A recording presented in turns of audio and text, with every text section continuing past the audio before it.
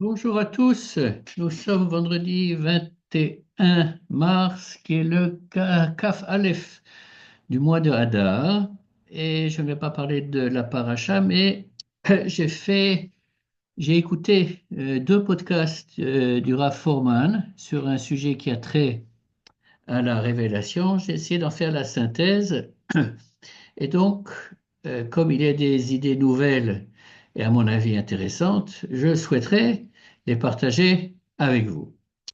Alors, suite à une étude qui avait comme thème l'élection du peuple d'Israël, le Rav Foreman a découvert une piste qu'il a creusée et qui fait ressortir des liens profonds entre la révélation du mont Sinaï et l'histoire de la tromperie de Yaakov, initiée par Rivka, pour recevoir la bénédiction qui sera destinée à Esav. Cette vidéo va donc d'une part établir la plupart des liens sémantiques entre ces deux passages qu'on ne s'attendrait absolument pas à être reliés. Et ce, d'autant que si lien il y a, allons-nous découvrir une tromperie divine, qu'à Dieu ne plaise? Mais, bien entendu, il s'agit d'une étude de la Torah et pas d'un exercice du type, non pas chercher les différences, qui me ramène à ma jeunesse, entre deux dessins différents, mais chercher les points communs.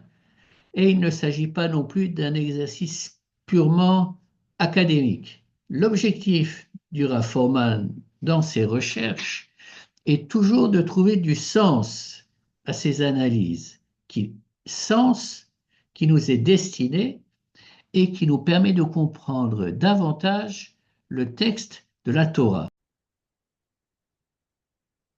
Les deux chapitres sur lesquels l'analyse du Rav Foreman est basée sont le chapitre 27 de la Genèse et le chapitre 19 de l'Exode. Je me permets de vous suggérer que vous preniez une Bible en français ou en hébreu ou avec les deux langues et que vous marquiez où se situent ces deux passages, car nous allons continuellement passer d'un texte à l'autre. Il débute ce qu'on pourrait appeler l'avant-propos avant la révélation, qui est décrite dans l'Exode, juste avant la révélation, et nous dévoile le premier lien sémantique. Alors, il se trouve au verset 5 du chapitre 19 de l'Exode. Voilà ce qui est écrit en hébreu, et ensuite je donnerai la traduction en français. Ve'ata im shamoa tishme'u bekoli, v'item li segula mikol ha'amim. Désormais, si vous êtes docile à ma voix, vous serez mon trésor entre tous les peuples. Donc c'est effectivement le verset qui signale, entre guillemets, l'élection du peuple juif. Et nous dit le Rav Foreman, dans toute la Torah, vraisemblablement le Chumash, il n'y a qu'une seule autre fois où les mots Shema et Ata sont employés conjointement.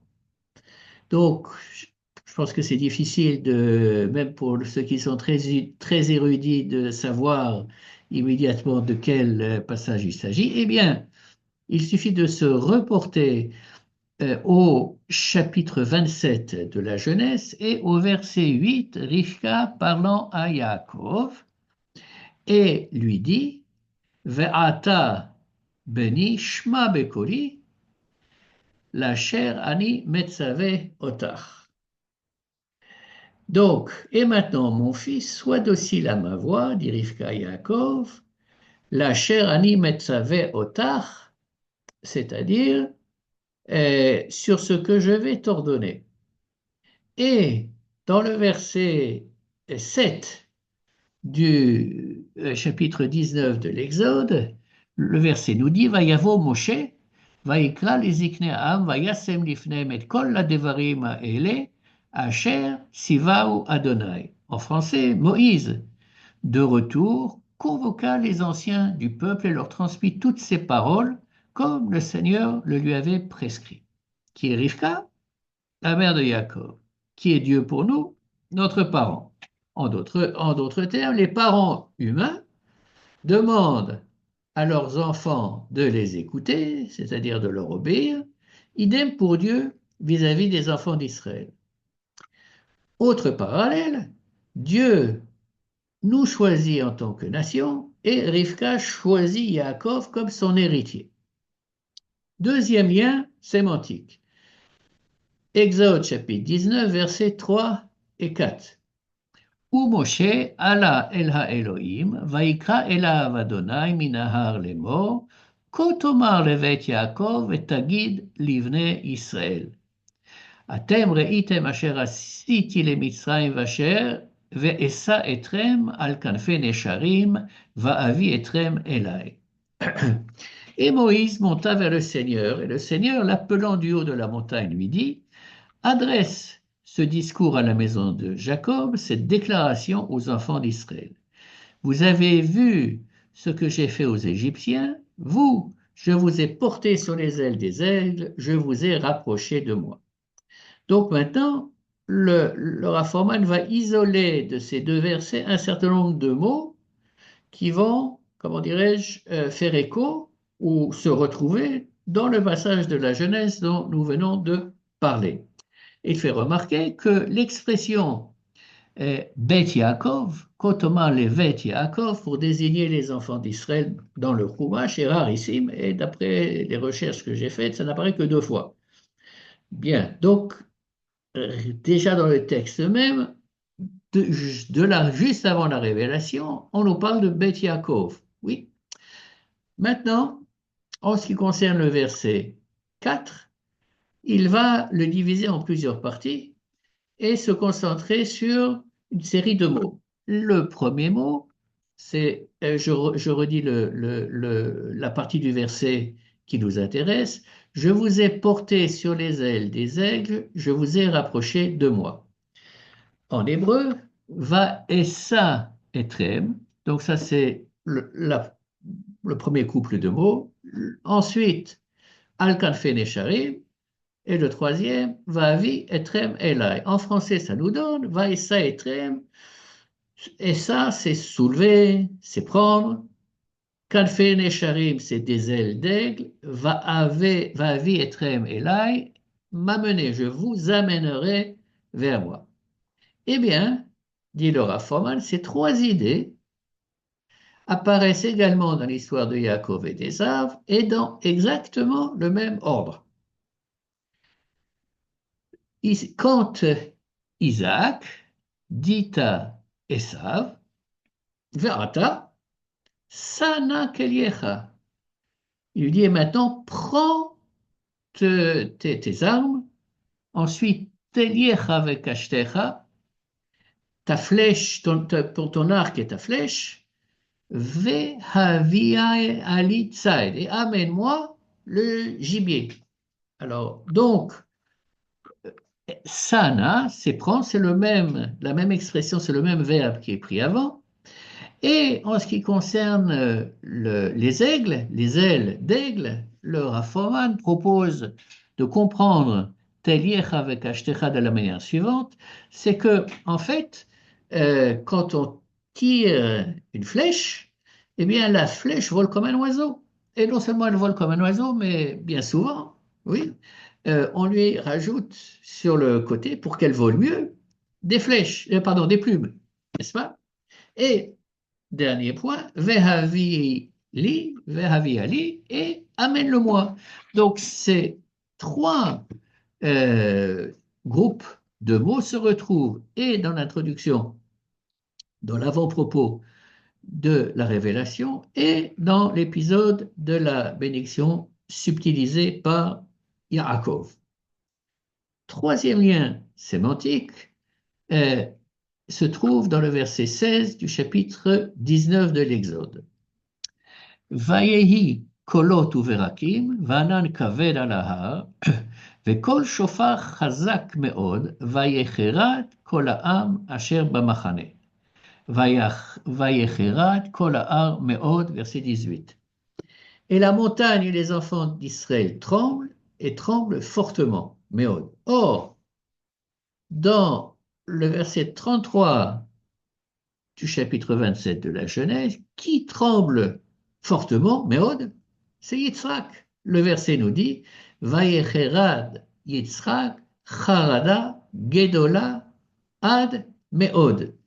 C'est-à-dire que euh, Yitzhak a tremblé une angoisse, oui, énorme, euh, Ad Méod est vraiment très grande. Et donc, c'est la seule fois, dit le Rav Forman, dans la Torah, où il est mentionné qu'un individu tremble beaucoup. Et donc, le Rav Forman propose l'idée suivante, sous la forme de question. Il dit, et si la raison pour laquelle Yitzhak tremble est la même que celle pour laquelle la montagne et le peuple ont tremblé. Pourquoi Yitzhak a tremblé? N'est-ce pas? Pourquoi a-t-il tremblé? En d'autres termes, il ne suffit pas de trouver dans les deux passages des mots en commun, il faut, comment dirais-je, les habiller. Il faut comprendre quelle est la signification de ces dénominateurs communs entre les deux passages. Eh bien, pourquoi Yitzhak a tremblé? C'est simple, parce qu'il a soudainement réalisé l'identité de celui qui était face à lui, en l'occurrence Esav, qui est venu après que qu'il ait béni Yaakov. Euh, et, dit le Rav Forman, donc il ne s'attendait pas à ce que ce soit Esav, il était persuadé l'avoir béni précédemment. Et maintenant, de la même manière, d'une certaine manière, la montagne, dit Rav Forman, ne pouvait imaginer que le Saint béni soit-il se manifeste dans notre monde et plus particulièrement sur elle. Et de même, pour le peuple d'Israël, cette révélation a un caractère angoissant, effrayant. On le voit clairement dans la suite, quand à un moment le peuple dit à Moshe, bon, ça va, on a compris, c'est trop pour nous, tu nous raconteras ce que Dieu dit, et puis nous, on s'éloigne. Oui, ça suffit. C'est trop intense pour nous. Donc, dans le cas de Yitzhak, quand il tremble, il découvre, il y a révélation de la supercherie dont il a été victime. Donc, c'est quelque chose de négatif. Par contre, au mont Sinaï, la révélation, elle, est positive, n'est-ce pas? Donc, le Rav Forman nous ramène maintenant au verset précédant la révélation, et j'interromps le comptage des liens sémantiques parce qu'il y en a énormément, et je le fais juste au début pour marquer le coup. Bien. Et il nous envoie au début du verset 9 de chapitre 19 de l'Exode. Je le lis, et il s'intéressera à la deuxième partie. Vayomer Adonai el Moshe, Ine anochi ba elecha be'a ve'anan, Ba'avu yishma ha'am bedaberi imach. L'Éternel dit à Moïse, voici moi-même, je t'apparaîtrai au plus épais du nuage, afin que le peuple entende que c'est moi qui te parle. Maintenant, si nous lisons ce verset attentivement, nous pouvons le paraphraser en disant la chose suivante. Je t'apparaîtrai dans la plus totale obscurité afin que le peuple entende que c'est moi qui te parle. Donc, dit le Rav Forman, le mot afin, qui est en hébreu ba'avour, introduit une relation de causalité. pourquoi est-ce que je t'apparais dans la plus totale obscurité? Eh bien, pour que tu, pardon, puisses entendre que c'est moi qui te parle. D'où une question que le Rav Forman pose et qui paraît évidente euh, quand on lit attentivement ce verset, et que bien entendu, je ne serais pas surpris, enfin moi, j'avais jamais fait le rapport et il n'est pas impossible qu'il en soit de même. Pour vous, c'est que il n'y a pas, a priori, il n'y a aucun lien évident en tout cas entre une obscurité totale et le fait qu'on puisse entendre la voix de Dieu. En quoi le fait que Dieu se révèle dans une obscurité totale qui nous empêchera de voir qui que ce soit, nous permettra d'entendre la voix divine? Alors, pour répondre à cette question, le Rav Forman met l'accent sur certains mots du verset 9 que nous venons de lire et qui nous renvoie à l'épisode de la supercherie. Je vois que je suis assez enroué, mais j'espère que la vidéo sera pour autant audible. Bien, donc c'est le verset que nous venons de lire, le verset 9, et donc il isole à nouveau quelques mots. Iné, voici, Ba Elecha, viens vers toi, et Alochi, qui est le jeu de majesté. Si nous passons maintenant au verset 18 et au début du verset 19 du chapitre 27 de la Genèse, Yaakov, déguisé avec les vêtements d'Ésaü, va vers son père. Et que nous dit le verset? Vayavo el aviv, vayomer avi, vayomer ineni, miata beni, vayomer Yaakov el aviv, anochi Esav Bechorecha.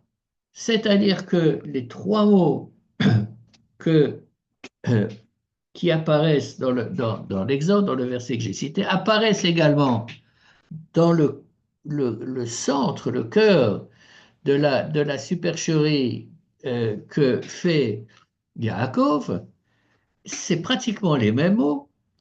Il y a juste une différence dans les personnages, c'est que lors de la révélation, c'est Dieu, c'est-à-dire la figure parentale qui s'exprime et qui s'approche du domaine, entre guillemets, des enfants, et dans la supercherie, c'est le fils qui s'approche du père.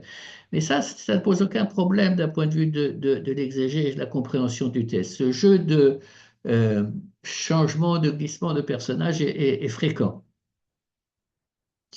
dans les analyses d'intertextualité. Maintenant, de retour au verset de l'Exode, le Raphaël revient sur Dieu vient vers nous au plus épais du nuage dans l'obscurité la plus totale. Et il pose la question suivante, y a-t-il un parallèle de cette obscurité la plus totale dans l'épisode de la supercherie? Eh bien oui, tout simplement au premier verset du chapitre 27 de la Genèse, la Torah nous dit que Yitzhak était pratiquement aveugle. L'expression en hébreu est Vatechaena enav me mirot, ce qui est traduit dans la Bible du rabbinat, sa vue s'obscurcit. Donc, il y a un phénomène intéressant, c'est que Dieu se révèle à nous dans l'obscurité et Yaakov profite de l'obscurité des yeux d'Israël pour cacher son identité, puisque Israël ne peut le voir. Maintenant, le Rafforma nous propose de réfléchir, de faire une pause et de réfléchir 2 minutes au sens de la vue, pour nous, humains.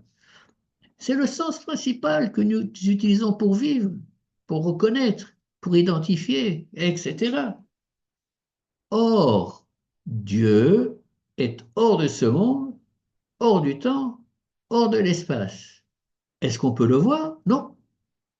D'ailleurs, dans la parashat Kitissa, il y a le fameux verset où Dieu dit à Moïse, l'homme ne peut me voir et vivre. Il ne peut survivre à cette expérience. En hébreu, lo yirani adam vachai. Donc, le Rafoma dit qu'il est très vraisemblable que quand les Bnei Israël apprennent que Dieu va se révéler à eux, ils s'attendent à le voir. Mais Dieu ne peut se révéler à eux par l'intermédiaire du sens de la vision. Que fait-il donc, propose le Rav Forman? Eh bien, il crée une obscurité intense, comme peut-être presque les ténèbres de la plaie d'Égypte, sans doute pas exactement la même chose, mais une situation dans laquelle on ne peut rien voir, où le sens de la vue devient donc à ce moment-là inutile. Oui, il ne sert à rien. Et, nous fait remarquer Laura Forman, que se passe-t-il pour les aveugles? En raison de l'absence de vision, leurs quatre autres sens vont se développer davantage. Entre autres, et peut-être en particulier, le sens de l'ouïe. Et c'est pourquoi, dit Laura Forman, dans le verset que nous avons lu, dans le verset 9 de l'Exode, la fin, Ba'avo Yishma Ha'am Bedaberi Imach. En d'autres termes, cette obscurité, donc le fait que je vais annuler ton sens de la vision de tous les bénis d'Israël, eh bien, ça va permettre aux bénis Israël, par le sens de l'ouïe, de faire l'expérience de la révélation. Et une chose intéressante que le Rav Forman nous rappelle, c'est au tout début de la Genèse, dans l'épisode du Gan Eden, il est écrit, si vous vous souvenez, la voix de Dieu se promenait dans le jardin. Kol Hashem Elohim italech ba Gan.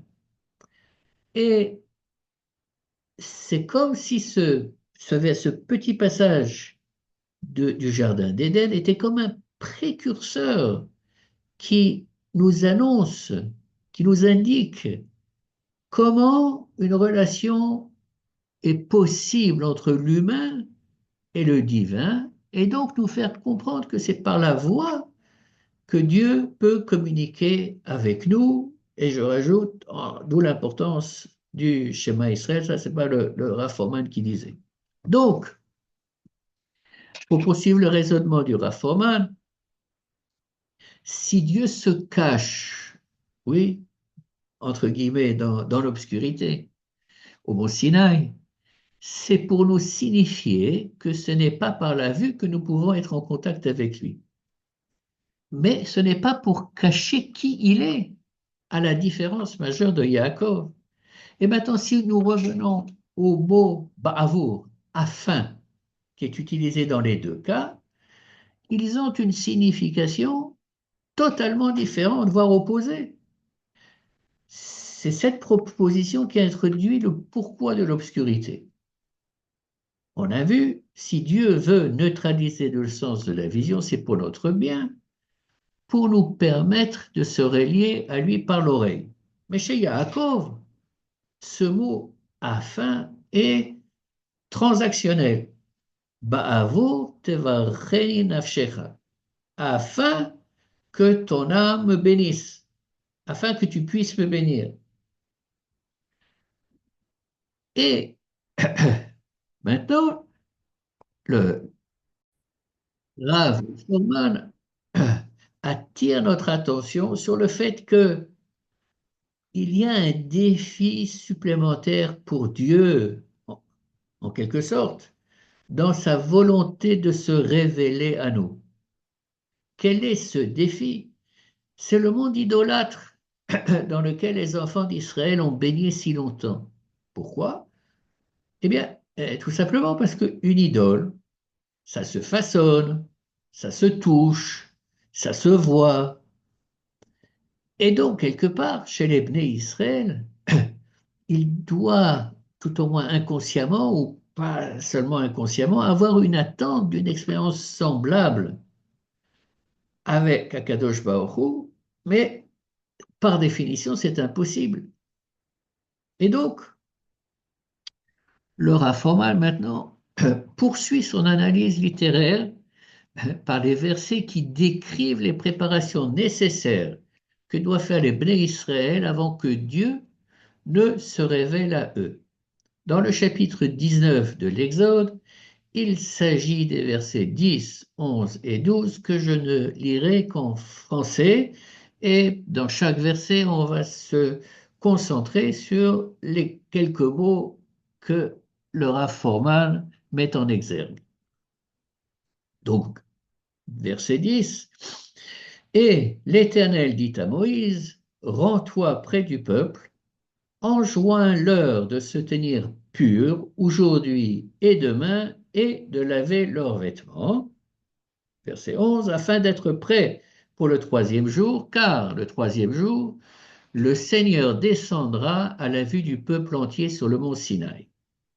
Verset 12, tu maintiendras le peuple tout autour en disant, gardez-vous de gravir cette montagne et même d'en toucher le pied. Quiconque toucherait à la montagne serait mis à mort. Et donc, le Rav maintenant va isoler trois thèmes, un thème par verset, et chercher son parallèle, son équivalent dans l'histoire de la bénédiction que Yaakov a reçue. Le premier point, c'est le lavage de vêtements, que nous prenons, si je puis me permettre de rajouter, de manière naturelle. Oui, on est habitué à lire ce verset, à l'entendre, et je pense que la plupart d'entre nous n'y prêtons pas particulièrement d'importance. Bon, bah, voilà, la Torah nous raconte qu'il fallait pas qu'il soit dégueulasse, quoi, qu'il soit propre. Bon. Euh, Mais à la lumière de cette analyse intertextuelle, on va découvrir quelque chose. Souvenez-vous, les vêtements d'Ésaü qui sont portés par Yaakov dégagent une odeur particulière, une odeur positive du point de vue de Yitzhak, qui a été un élément qui a convaincu Yitzhak que c'était Esav qui se tenait devant lui. Et ça, c'est moi qui rajoute, il y a un midrash qui nous dit que sur Esav, quand Esav portait ses vêtements, il ne dégageait pas cette odeur. Et c'est uniquement quand Yaakov les a portés que cette odeur s'est dégagée. Donc, en fait, cet élément qui renforce Yitzhak dans son idée que c'est bien Esav qui est en face de lui aurait dû l'interpeller et le faire se demander Manishtana, c'est-à-dire comment ça se fait que jusqu'à présent, j'ai jamais senti cette odeur-là et maintenant je la sens. Mais il est passé à côté, Yitzhak. Alors, je résume l'idée du Rafoma, les vêtements des saves dégageaient, mettons, une certaine odeur. Cette odeur a participé à la supercherie et par conséquent, lors de la révélation, avant la révélation, Dieu veut préparer le peuple de telle sorte que l'élément olfactif ne puisse intervenir pour tromper le peuple. Deuxième élément, c'est l'attente de 3 jours qui est demandée avant la révélation. Il faut qu'il se prépare 3 jours. Eh bien, revenons à la supercherie.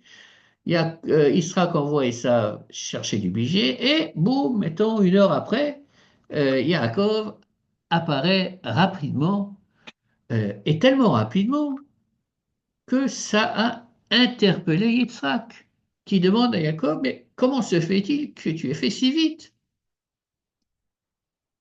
Donc, Yaakov lui répond et Yitzhak le demande de s'approcher, lui touche ses bras et sort cette célèbre phrase Hakol kol Yaakov Hayadayim ede Esav. La voix est celle de Yaakov et les bras, les mains sont ceux d'Esav.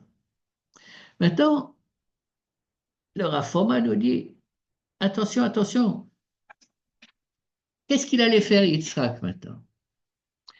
Il allait donner une bénédiction capitale. C'était the bénédiction, si je puis me permettre. Oui, c'est pour ça que Rivka a fait cette manigance. Et donc, demande le Rav Foman, il doutait. Oui, il n'était pas sûr que ce soit vraiment Esav en face de lui. Alors, qu'est-ce que vous auriez fait dans un cas pareil? Eh bien, Rav Foman dit, ben, il aurait peut-être pu appeler Rivka en lui disant, écoute, qui c'est que j'ai en face de moi? C'est Esav ou c'est Yaakov? Mais Yitzhak n'a pas pris le temps de réfléchir. Et par conséquent, cette sorte de précipitation a contribué au succès de la supercherie. D'où, dit le Rav Foman, ces 3 jours de préparation avant la révélation, demandés par Dieu pour justement laisser le temps au Béné Israël.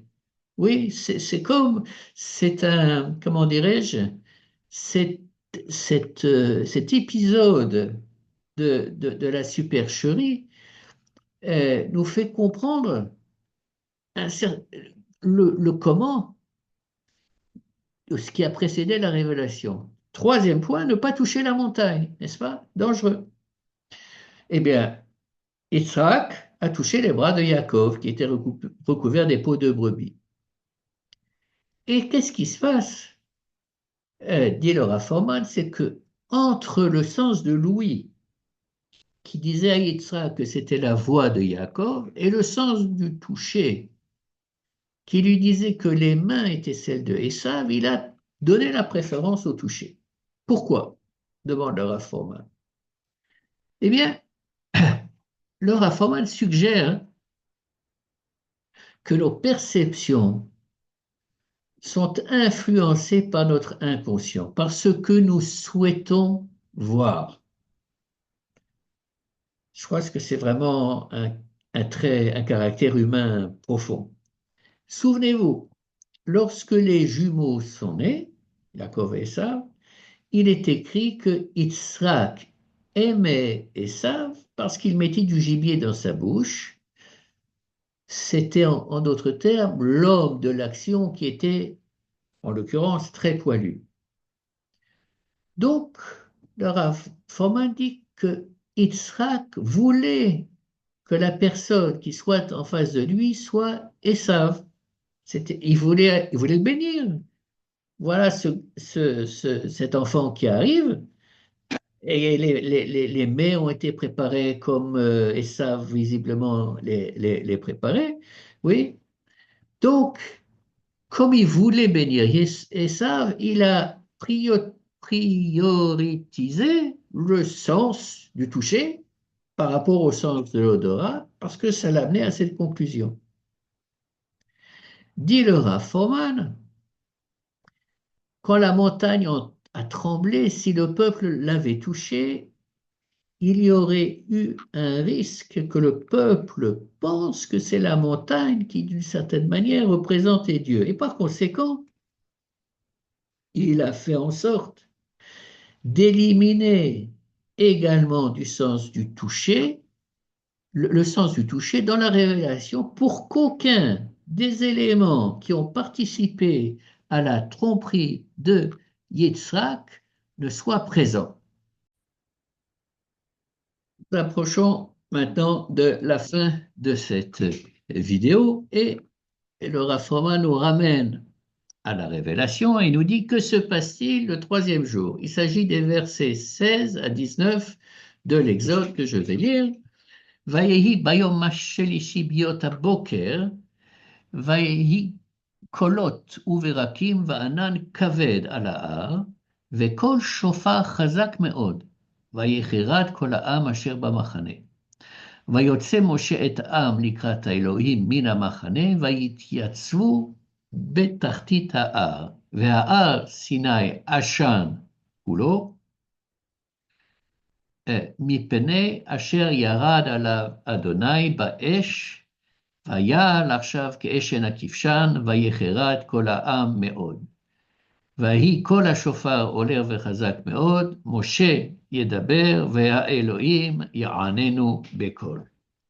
Traduction, il y a 4 versets. Or, au 3e jour, le matin venu, il y eut des tonnerres et des éclairs et une nuée épaisse sur la montagne et un son de cor très intense. Tout le peuple trembla dans le camp, pardon. Moïse fit sortir le peuple du camp au-devant de la divinité, et ils s'arrêtèrent au pied de la montagne. Or, la montagne du Sinaï était toute fumante, parce que le Seigneur y était descendu au sein de la flamme. Sa fumée montait comme la fumée d'une fournaise, et la montagne entière tremblait violemment. Le son du cor allait redoublant d'intensité. Moïse parlait et la voix divine lui répondait. Au début de cette vidéo, nous avons remarqué que Yitzhak a tremblé violemment quand il a soudain réalisé que celui qu'il avait béni n'était autre que Yaakov. C'est-à-dire, c'est le moment de vérité, je ne sais pas si dire absolue, mais de vérité qui s'exprime par une réaction physique intense.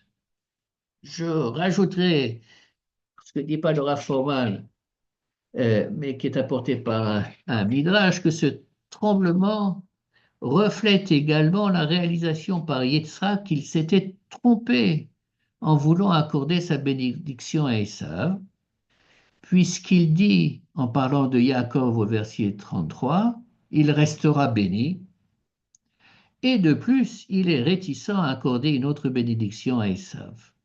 Oui.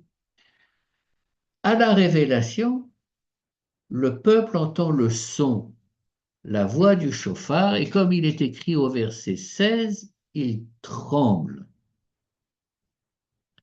La voix dans la Genèse était celle de Yaakov, du fils. Cette voix révélatrice du véritable interlocuteur qui était devant Yitzhak. Ici, au mont Sinaï, c'est celle de Dieu, la figure parentale. Donc, dit le Rav Forman, dans le texte biblique, dans notre tradition, la voix représente, confirme l'identité de celui qui parle. Pour mettre ça en termes peut-être modernes, je ne sais pas, c'est penser au système de sécurité, n'est-ce pas? Eh bien, pour identifier une personne, on va pouvoir utiliser ses empreintes digitales qui sont uniques, ou son visage qui est unique, n'est-ce pas? Avec les technologies de ce jour, mais dans notre tradition et au Sinaï, c'est la voix qui est l'empreinte digitale, n'est-ce pas? En quelque sorte. Donc, qui authentifie, oui, qui authentifie qui est celui qui parle, qui est la personne qui se trouve en face de nous, derrière nous, hein, que nous entendons. Je relis le verset 19. Le son, c'est en fait en hébreu kol, la voix. Le son du chauffard allait redoublant d'intensité. Moïse parlait et la voix divine lui répondait.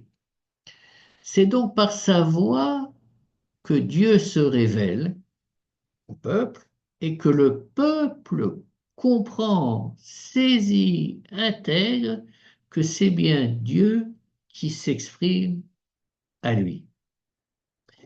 Ainsi se termine cette vidéo. Je pense que nous avons pu voir que l'analyse serrée de ces deux passages par l'intertextualité permet à l'épisode de la tromperie de mieux comprendre le comment de la révélation du mont Sinaï. Et je vous souhaite Shabbat Shalom.